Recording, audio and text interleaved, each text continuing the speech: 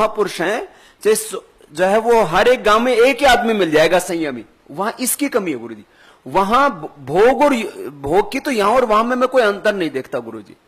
वहां बस जो धर्मात्मा है, योगी है, उनकी कमी है गुरुजी।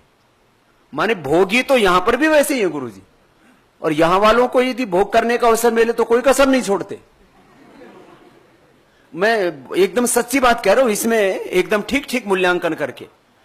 लेकिन और गुरुजी अब पहले वाली चीजों से थोड़ा सा अंतर हुआ है गुरुजी। जैसे पहले फैमिली सिस्टम के ऊपर वहां ज्यादा ध्यान नहीं देते थे, अब वो देने लगे। और हमारे यहां पहले तलाक नहीं होते थे, हमारे यहां होने लगे। तो ये जो भोग में एक कुछ चीजों में अब वो लोग काफी नियंत्रित हो रहे हैं गुरुजी अभी। जैसे लेकिन वही बात है कि वहां इस बहुत सी चीजों की पराकाष्ठा है। अपने यहां कुछ लोग मध्यम कोटि के मिल जाएंगे और पूर्ण धर्मात्मा मिल जाएंगे। तो तुलनात्मक दृष्टि से कुछ चीजों में इतने वो हैं गुरुजी, हमको वैसा होने में 50 साल लग जाएंगे भौतिक दृष्टि से, भौतिक नियमों में, जो कि भौतिक जीवन को व्यवस्थित बनाने के लिए, भौतिक जीवन को सुखी शांत बनाने के लिए। अब जैसे यहां कहीं पर भी गुरुजी आपको इतने भयंकर लाउड स्पीकर चलते मिल जाएंगे, हम यहां तो थोड़ा दूर रहते हैं, आप उनके ऊपर कोई रोक नहीं लगा सकते। वहां एक भी व्यक्ति नहीं बजा सकता। नहीं, बाह्य व्यवस्थाएं अच्छी हैं। हाँ जी। और स्वच्छता कितनी है। हमारे भारतवर्ष को उस स्थिति में जाने के लिए शायद 500 साल या 1000 साल लगे। नहीं, इतना नहीं, 50-100 साल लग सकते हैं गुरुजी। जैसे हमसे 50 साल पीछे है अफ्रीका गुरुजी। वहां जैसे ही गवर्नमेंट चेंज होती है, रातों रात आपका सारा घर उजाड़ दिया जाता है। मैंने पुलिस वाले चोरी करते हैं, मिलिट्री वाले चोरी करते हैं, आप अपेक्षा किसी को रोगी को बचाएगा कौन। तो अफ्रीका हमसे 50 साल पीछे है, तो अमेरिका हमसे 50 साल भौतिक व्यवस्थाओं में आगे है गुरुजी। बिल्कुल अलग है जी, बिल्कुल। माने ये तो कोई नहीं कह सकता, कोई किसी भी लॉजिक के आधार पर यह नहीं कह सकता कि भौतिक व्यवस्थाओं में कम से कम 50 साल आगे हमसे। हम तो और भी ज्यादा बोलते हैं, आप तो 50 ही बोल रहे हो। और उन लोगों ने, उन्होंने आहुति 500 सालों से गुरुजी, पिछले 250-500 सालों से इतना पुरुषार्थ किया है। तो और हम लोग क्या करते हैं ना, मूल्यांकन गुरुजी भौतिक स्तर पर ज्यादा करने लगते हैं। ये थोड़ी समस्या है।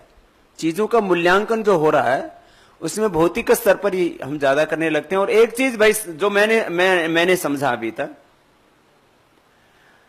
अध्यात्म का प्रकाश किसी भी युग में बहुत थोड़े लोगों में रहा है, और ये बहुत लोगों में हो भी नहीं सकता गुरुजी।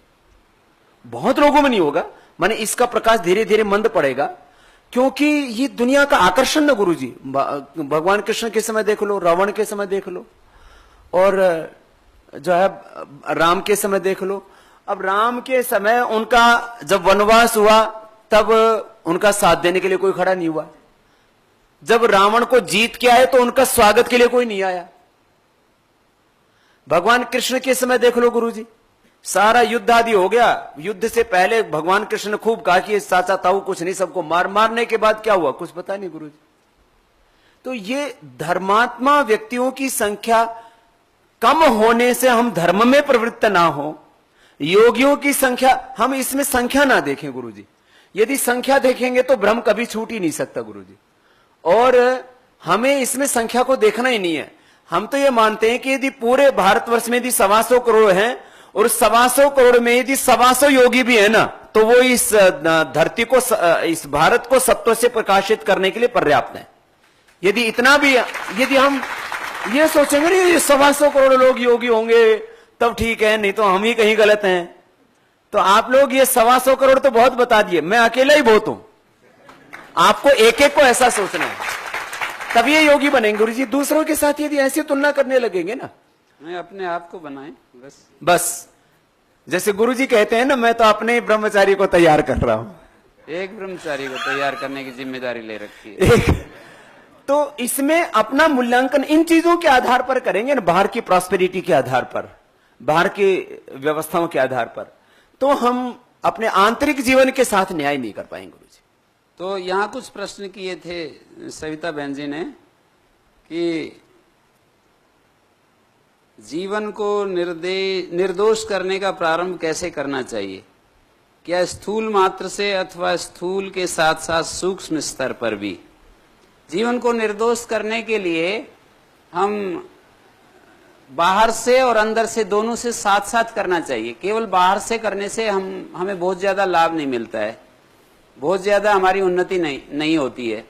तो बाहर से भी हम व्यवस्थित रहें और अंदर से भी अपने ज्ञान को विकसित करते रहें, बाहर से भी और अंदर से भी। स्थूल दोषों को भी रोकना पड़ेगा जो कि भय से रुक जाते हैं, समाज से रुक जाते हैं। स्थूल दोष भय और प्रलोभन से भी रुक जाते हैं। जैसे आपको प्रलोभन दिया जाए कि इतने रोजाना आम खिलाएंगे यदि आप कोई दोष नहीं करोगे, तो ये प्रलोभन से जो है रुकना है। तो बाहर के जो दोष हैं उनसे भी हमें रोकना है अपने आप को, और आंतरिक अपने मन को भी स्वस्थ रखना है, अपने ज्ञान के प्रकाश से आलोकित रखना है अंदर से भी अपने आप को, और जो गहराई में जो आत्म तत्व हमारे अंदर वास है उसका भी स्पर्श होना चाहिए।